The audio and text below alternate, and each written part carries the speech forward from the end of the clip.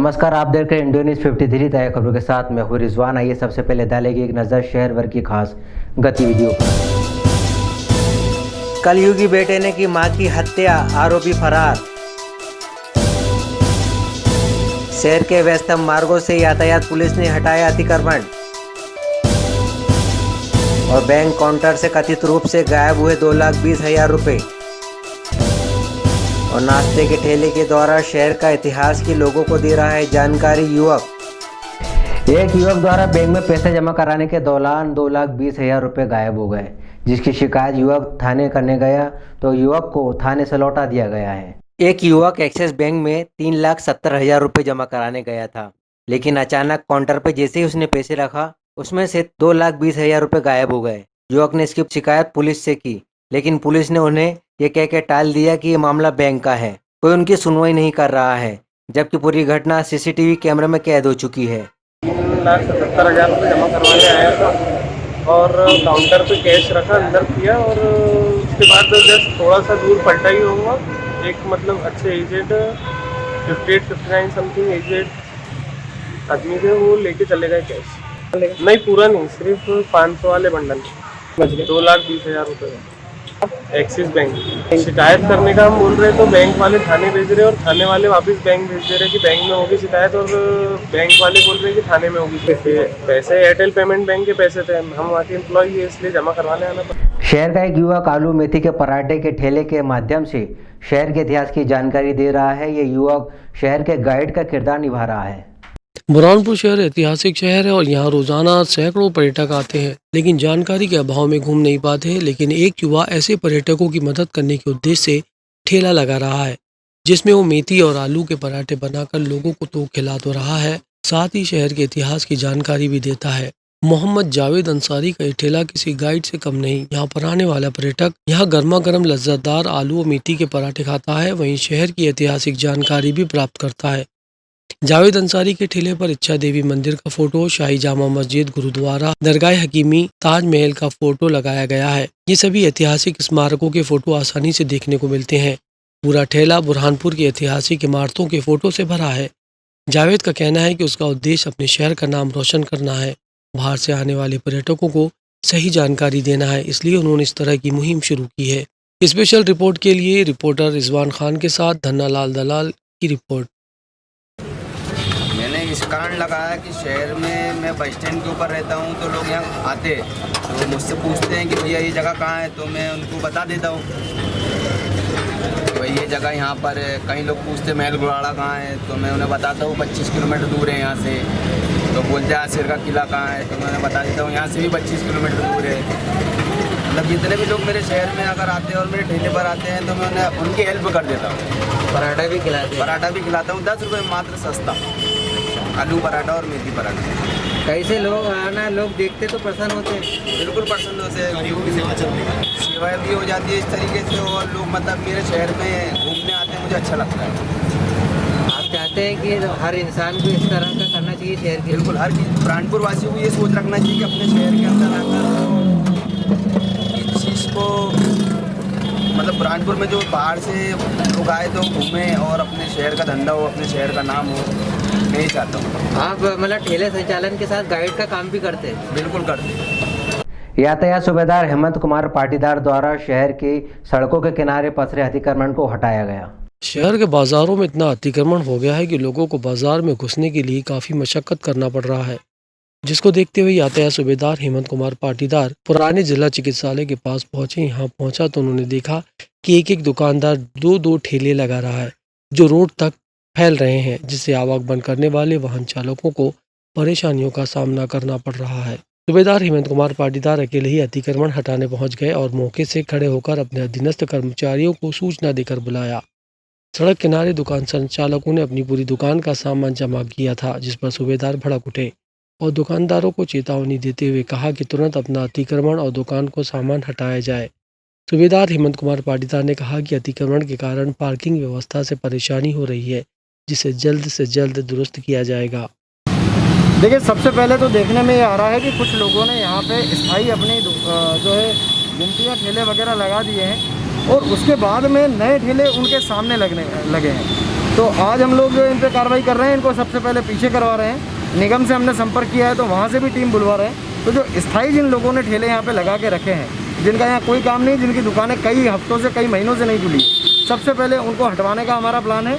और जो ठेले रोड के ऊपर दिखाई दे रहे हैं या जिन्होंने अतिक्रमण कर रखा है, उनको हम रोड से हटा रहे हैं। बाज़ारों में हमने मोटरसाइकिल पार्टीज भी लगाई है और जो उनके निर्धारित स्थान हैं, जैसे सब्जी का ठेला है तो उसे सब्जी मंडी में, फ्रूट का ठेला है तो फ्रूट बाज़ार में, ऐसा भेजने का हम प्रयास कर रहे हैं। और जल्दी इसकी एक स्थायी व्यवस्था की जाएगी जिससे कि जो ठेला जिस वर्ग में आता है वो वहीं लगेगा। ग्राम उताम्बी में ग्रामीणों ने कलेक्टर से शिकायत की है कि उन्हें कई सालों से राशन नहीं मिल रहा है। धूलकोट से कुछ ही दूरी पर स्थित ग्राम पंचायत उताम्बी के सैकड़ों ग्रामीण संयुक्त कलेक्टर कार्यालय पहुंचे। यहां पहुंचकर ग्रामीणों ने कलेक्टर प्रवीण सिंह से शिकायत की कि उनके पास पात्रता पर्ची है, राशन कार्ड है, उनके बावजूद भी 4 सालों से इन लोगों को राशन नहीं दिया जा रहा है। इतना ही नहीं, जब शासन की ओर से लॉकडाउन में सभी को राशन बांटा गया तो इन लोगों को राशन नहीं मिला, जिसके कारण ग्रामीणों ने परेशान होकर कलेक्टर से गुहार लगाई है। इन लोगों को राशन की दुकान से राशन दिया जाए। राशन नहीं मिलने के कारण परिवार का गुजर बसर करना मुश्किल हो गया है। हम ग्राम उताम्बी से आ रखे हैं और ये लोगों का कहना मेरे पास कम से कम बहुत बार आए। मैंने बोला चलो अभी इस बार तो होके ही आ जाए, कलेक्टर मोदी जी से मिलके भी ना ज्ञापन भी सौंपेंगे हम। जब पात्रता पर्ची बनने के बावजूद भी इनको राशन नहीं मिल रहा है, वो भी 4-4 साल तक, किसी के 3 साल हो रहे, 4 साल हो रहे हैं। तो क्या स्थिति का सामना करना पड़ रहा है? हाँ, और यही है कि हमारे लॉकडाउन में भी इनको कोई अनाज नहीं मिला अभी तक। फ्री में बांटा गया था अनाज, कुछ भी चावल गेहूँ 10-10 किलो बांटा था, किसी को मिला नहीं अभी तक। तो फिर किस तरह से अपने परिवार पाल रहे हैं? बस अपनी मेहनत से कमा रहे हैं, उधर उधर से करके खिला रहे बेचारे, मजदूरी करने के लिए। प्राइवेट स्कूल एसोसिएशन की जिला इकाई द्वारा कलेक्टर और एसपी के नाम एक ज्ञापन सौंपा गया है। संयुक्त कलेक्टर कार्यालय में private school association Madhya Pradesh की जिला इकाई द्वारा एक ज्ञापन जिला कलेक्टर और जिला पुलिस अधीक्षक राहुल कुमार लोधा को सौंपा गया। ज्ञापन में मांग की गई कि माननीय उच्च न्यायालय जबलपुर और शिक्षा विभाग द्वारा जारी आदेशों का परिपालन करवाया जाए। इसमें मुख्य मांगी माननीय उच्च न्यायालय जबलपुर और शिक्षा विभाग के आदेश के अनुसार जिले की सभी प्राइवेट स्कूलों को कोरोना 2021 में सभी छात्रों से ट्यूशन फीस ली जाए। यदि कोई पालक संगठन या उसके अधीनस्थ कार्यालय में शिकायत करता है तो आप एक पक्षी कार्रवाई न करें। वर्ष 2020-21 को नकल की ट्यूशन फीस के बिना किसी भी छात्रों की अंक सूची जारी नहीं की जाए। सत्र 2021 कोरोना वायरस फीस के बिना किसी भी छात्र को कक्षा उन्नति नहीं दी जाए।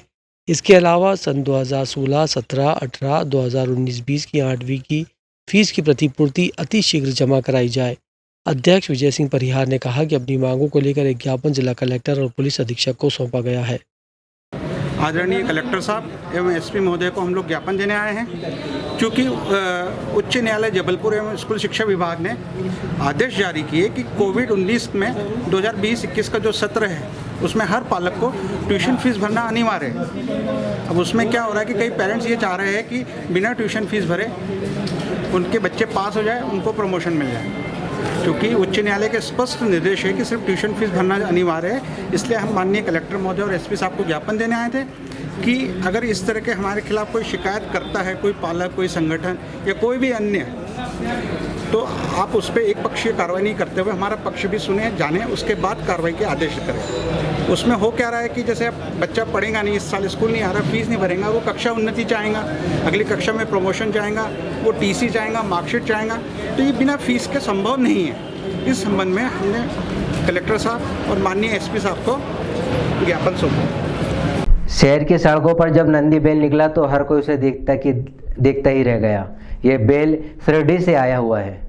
ये है नंदी बैल, जिसकी बनावट देखकर आपके इस अनोखे होने का अंदाज लगाया जा सकता है। जब वे शहर की सड़कों पर निकला तो हर कोई उसे देखने के लिए जगह पर ही थम गया। मोबाइल से अपना फोटो इसके साथ निकालने लगे तो कई लोग भौचक होकर इसे देखते रहे। दरअसल ये बैल हम पैसों से अलग है। वैसे तो ये भी गोवंश का एक रूप है, लेकिन इसकी लंबी लंबी सींग और इसकी और आकर्षित बना रही है। एक परिवार जिसको लेकर बुरहानपुर पहुंचा, उसका मानना है कि ये बैल श्रद्धापूर्वक पूजा जाता है। ये नंदी प्रजाति का है और इसके माध्यम से कला का प्रदर्शन भी किया जाता है। ये बैल बालक के पेट पर लात रखे खड़े हो जाता है। जब भी बैल बाजार में पहुंचा तो दूसरे पशु भी इसकी ओर देखने लगे। ये बैल कोतूहल का विषय बन गया। इस बैल को शिरडी से लाया गया है और जगह जगह इसका करतब दिखाकर परिवार और उसका पालन पोषण कर रहा है। एनएसयूआई के राष्ट्रीय सचिव मध्य प्रदेश के प्रभारी नीतीश गौर का नगर आगमन हुआ। इस दौरान नीतीश गौर ने एक प्रेस वार्ता ली। पूरे प्रदेश में लगभग 50% छात्र छात्राओं को छात्रवृत्ति का लाभ अभी तक नहीं मिला है। इसको लेकर एनएसयूआई द्वारा हर जिला मुख्यालय पर जाकर छात्रों को एकत्रित कर उनकी समस्याओं की सुनवाई की जा रही है। इसी कड़ी में बीती शाम एनएसयूआई राष्ट्रीय सचिव और मध्य प्रदेश के प्रभारी नीतीश गौर और सह प्रभारी रजत यादव, एनएसयूआई के भोपाल जिला अध्यक्ष आशुतोष चौकसे का नगर आगमन हुआ। उन्होंने यहां पहुंचकर स्थानीय सर्किट हाउस में एनएसयूआई के पदाधिकारियों से मीटिंग ली और छात्रवृत्ति के संबंध में जानकारी प्राप्त की। इस दौरान उनके साथ युवक कांग्रेस विधानसभा अध्यक्ष उबैदुल्ला, एनएसयूआई उपाध्यक्ष साबिर खान और खलील सलामत सहित एनएसयूआई के सभी पदाधिकारी कार्यकर्ता मौजूद थे। राष्ट्रीय सचिव नीतीश गौर ने कहा कि हमारा मुख्य उद्देश्य छात्रवृत्ति और हमने एक मुहिम चलाई है, उसका आगाज कार्यक्रम किया गया है। गूगल के माध्यम से छात्रों की जानकारी जुटाई जा रही है। कोरोना वायरस के चलते छात्रों की 6 माह की फीस भी माफ की जाए, ये हमारी मांग है। जैसा कि आप सभी को पता है, कोरोना महामारी में जो लॉकडाउन लगाया गया था, उस लॉकडाउन में देश की अर्थव्यवस्था पूर्ण रूप से चौपट हुई है और छात्रों को और अभिभावकों को बड़ी परेशानी का सामना करना पड़ रहा है। सरकार द्वारा जो छात्रवृत्ति छात्रों को देनी चाहिए थी, उसमें 50% छात्रों की छात्रवृत्ति नहीं आई है।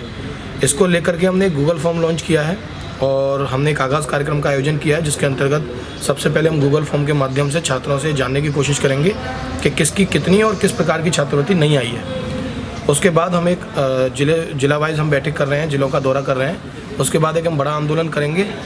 पहले जिला स्तर पर होगा, फिर एक प्रदेश स्तर पर आंदोलन होगा, जिसमें हम छात्रों की छात्रवृत्ति के लिए लड़ाई लड़ेंगे। कोरोना महामारी के चलते कई स्कूल कॉलेज बंद पड़े हुए हैं, उसके कारण कई बच्चों की शिक्षा पर असर पड़ रहा है। तो इसको लेकर किसी प्रकार की कोई मुहिम कि उनको घर बैठे जूम ऐप के माध्यम से पढ़ाई हो सके? हाँ, ये हमने पहले भी जनरल प्रमोशन का मुद्दा उठाया था एनएसयूआई ने, और वो जनरल प्रमोशन सरकार द्वारा दिया भी गया। अब हमारी ये मांग बीच में 6 महीने की फ़ीस माफ़ी की थी कि जिन छात्रों को 6 महीने की फ़ीस माफ़ी करनी चाहिए, वो 6 महीने की फ़ीस माफ़ी के मुद्दे को लेकर के भी हम जा रहे हैं। और हम ये चाहते हैं कि छात्रों को अगर शिक्षा आप कॉलेज में उपलब्ध नहीं करा पा रहे हैं, क्योंकि उनकी जान को भी खतरा है कोरोना महामारी के दौरान, तो आप उनको सोशल मीडिया के माध्यम से या जूम ऐप के माध्यम से शिक्षा प्रदान करें। ये हमारी सरकार से मांग है। शहर के बाजारों में गन्ने की दुकानें लग चुकी है। खोपड़ी 11 के दिन गन्ने का विशेष महत्व होता है। मुख्य बाजारों में गन्ने की दुकानें लगना शुरू हो गई हैं। गन्ना, जो कि अपने आप में कई गुणों से भरपूर होता है, हर किसी की पसंद में शामिल है। ये गन्ना आसानी से बाज़ारों में पहुंचता है, बल्कि मलकापुर, नांदुरा, खामगांव, इलाहाबाद, महाराष्ट्र क्षेत्रों से बिक्री के लिए बाज़ार में पहुंच रहा है।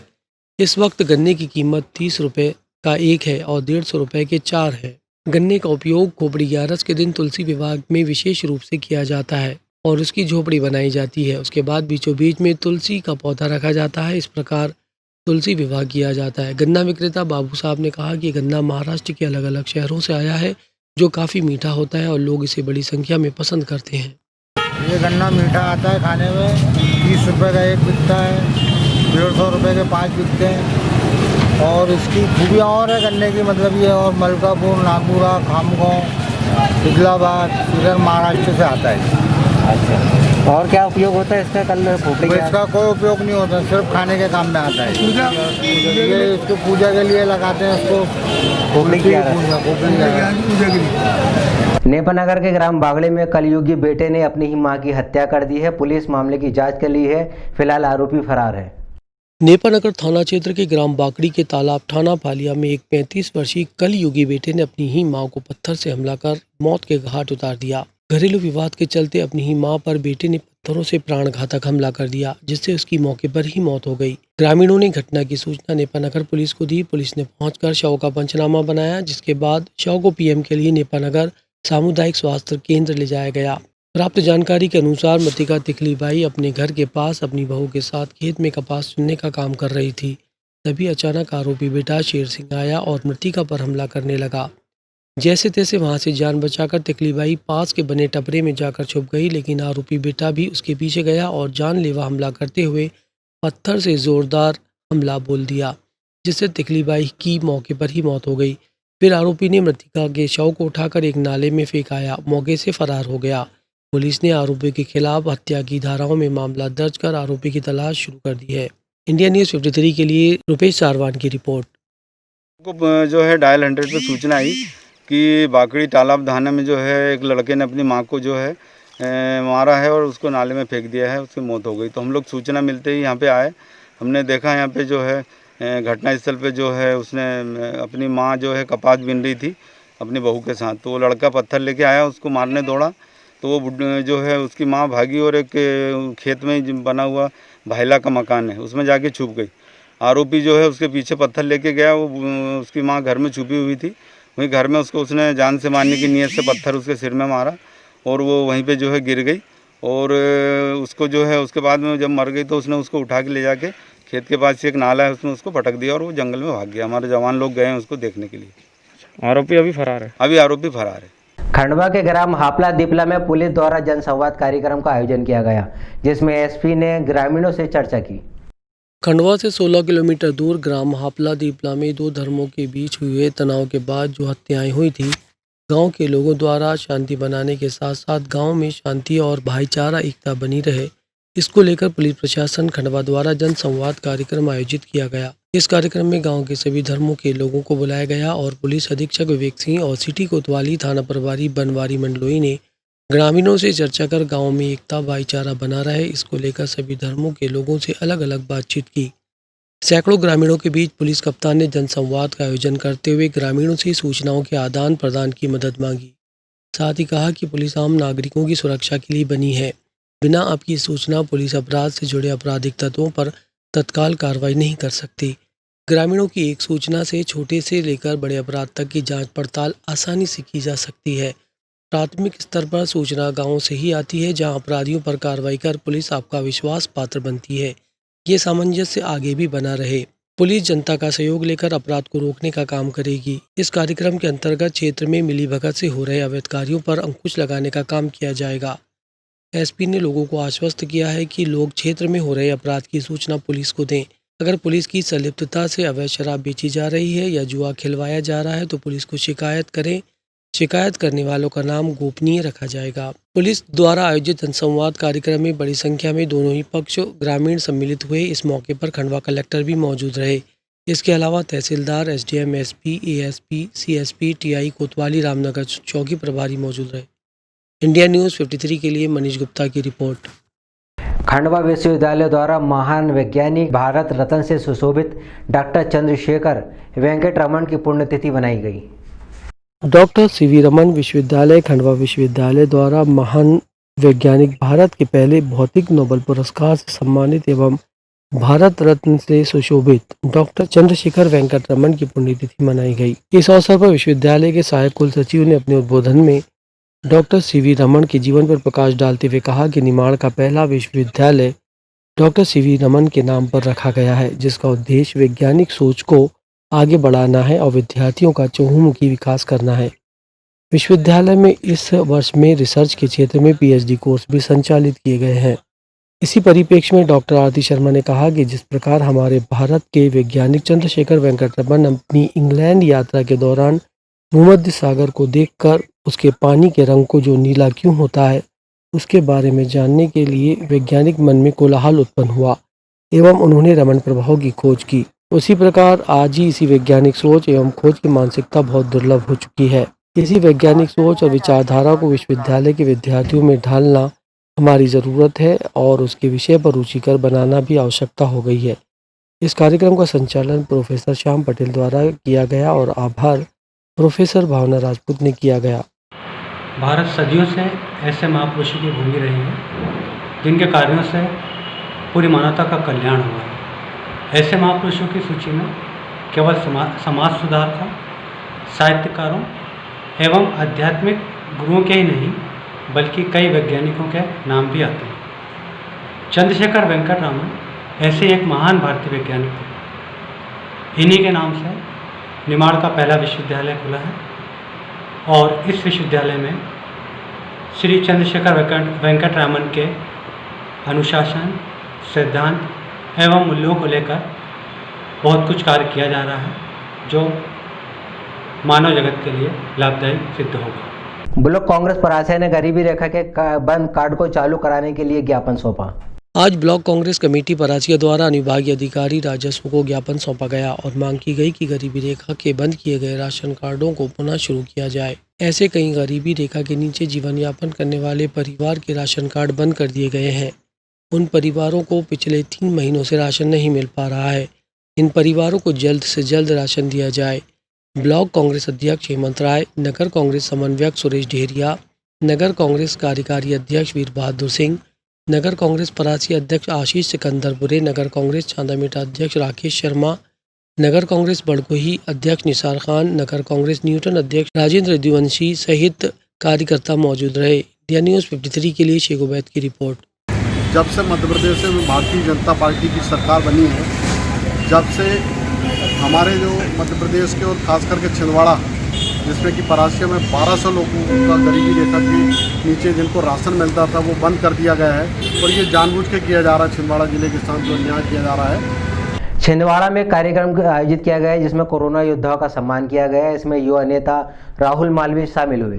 शहर के वार्ड नंबर 29 सिद्धपीठ हनुमान मंदिर में शनिवार को क्षेत्रवासियों द्वारा एक कार्यक्रम का आयोजन कर कोरोना योद्धाओं का सम्मान किया गया। युवा कांग्रेस नेता राहुल मालवीय, नगर युवा कांग्रेस अध्यक्ष विक्रम साहू की विशेष उपस्थिति में आयोजित सम्मान समारोह में कोरोना काल से लगातार अपनी जान की परवाह किए बिना निस्वार्थ भावना से जन सेवा के क्षेत्र में सराहनीय कार्य कर रहे नगर निगम और स्वास्थ्य सेवा से जुड़े कोरोना योद्धाओं को शाल श्रीफल देकर सम्मानित किया गया। इस दौरान सम्मानित होने वाले योद्धाओं में नगर निगम के कोविड शव वाहन के चालक संजू शिवहरे, स्वास्थ्य विभाग की पूर्णिमा कटरे, किरण पराते, संगीता गढ़ेवाल, गीता संसेर शामिल है। सम्मान कार्यक्रम में मुख्य रूप से राकेश राज, उदेश प्रजापति, रोशन इंगले, खेमचंद गढ़ेवाल, श्रद्धा बघेल सहित बड़ी संख्या में वार्डवासी मौजूद रहे। इंडिया न्यूज़ 53 के लिए शेख उबैद की रिपोर्ट। आज भगवान सहस्त्रबाहु जी के जयंती के अवसर पर हम लोगों ने सिद्धपीठ हनुमान मंदिर पुराना छापाखाना में एक कोरोना वॉरियर्स का सम्मान किया, जो वार्ड नंबर 29 में हमारे स्वास्थ्य विभाग के कर्मचारी, चाहे वो महिला कर्मचारी हो या पुरुष कर्मचारी हो, आज हमने उन सभी का शाल श्रीफल के साथ तिलक लगा के सम्मान किया, उनके चरण छूके और उनके द्वारा जो कोरोना काल में लॉकडाउन में जो सेवाएं दी गई शासन और प्रशासन को और जनता को, उसके लिए हमने उनकी सिद्धपीठ हनुमान मंदिर में सराहना की और उनको हमारे द्वारा, हमारे वार्ड के सभी नौजवान साथियों के द्वारा और महिलाओं के द्वारा उन्हें सम्मानित किया गया। फिलहाल गतिविधियों में इतना ही। ताज़ा खबर के साथ फिर होगी आपसे मुलाकात। जब तक करिए पूरी टीम को दीजिए इजाज़त। नमस्कार।